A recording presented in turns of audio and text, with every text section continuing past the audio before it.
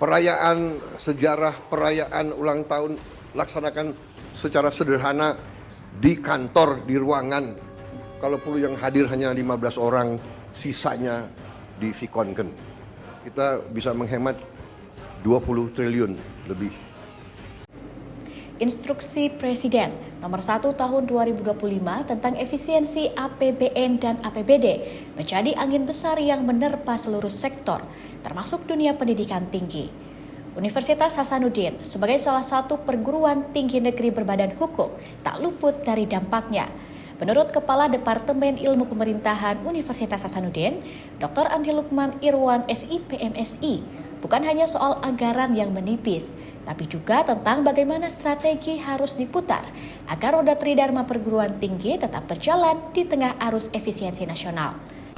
Saya kira dengan adanya Impres 1 2025 tentang efisiensi APBN dan APBD tahun anggaran 2025 ini kemudian berdampak ke semua sektor, termasuk dalam hal ini ke Kementerian Pendidikan, Riset dan Pendidikan Tinggi, yang mana saya kira Unhas sebagai salah satu institusi yang di bawah Kemenristekdikti, walaupun kemudian statusnya adalah PTNBH, tapi sedikit banyaknya Unhas sebagai sebuah institusi juga turut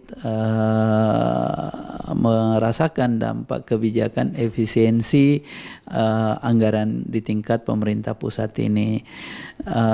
Oleh karenanya pasti ada hal-hal yang berimplikasi terhadap rencana-rencana kegiatan yang sudah tersusun. Menurut Lukman, efisiensi ini mengajarkan satu hal penting, bagaimana organisasi memilih program yang berdampak langsung terhadap kapasitas institusi.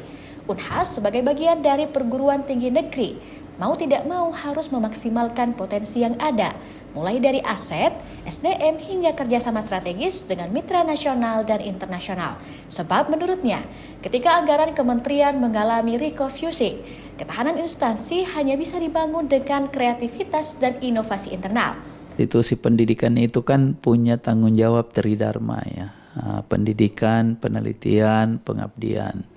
Nah pasti dengan refocusing anggaran kementerian di tingkat pusat ini akan berdampak pada pelaksanaan dan penyelenggaraan tiga tridharma ini, penelitian khususnya dan pengabdian, yang mana selama ini institusi pendidikan mendapatkan proporsi alokasi misalnya dari kegiatan penelitian dan pengabdian dari kementerian terkait untuk menjadi hibah kegiatan yang bisa dilaksanakan oleh sivitas akademika di tingkat oleh dosen, tenaga pendidik di tingkat satuan pendidikan tinggi. Tapi pasti dengan refocusing ini akan terdampak tentunya. Menurutnya, Unhas harus bisa merelokasi anggaran-anggaran yang masih bisa ditunda untuk dialokasikan pada alokasi belanja yang berdampak langsung pada institusi.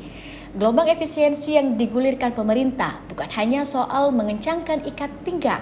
Kepala Departemen Ilmu Pemerintahan ini menyampaikan bahwa bagi Unhas dan perguruan tinggi lainnya, ini adalah panggilan untuk berbenah, berlari lebih cepat, dan mengubah tantangan menjadi lompatan besar menuju kemandirian institusi. Rizka Fraja, Unhas TV.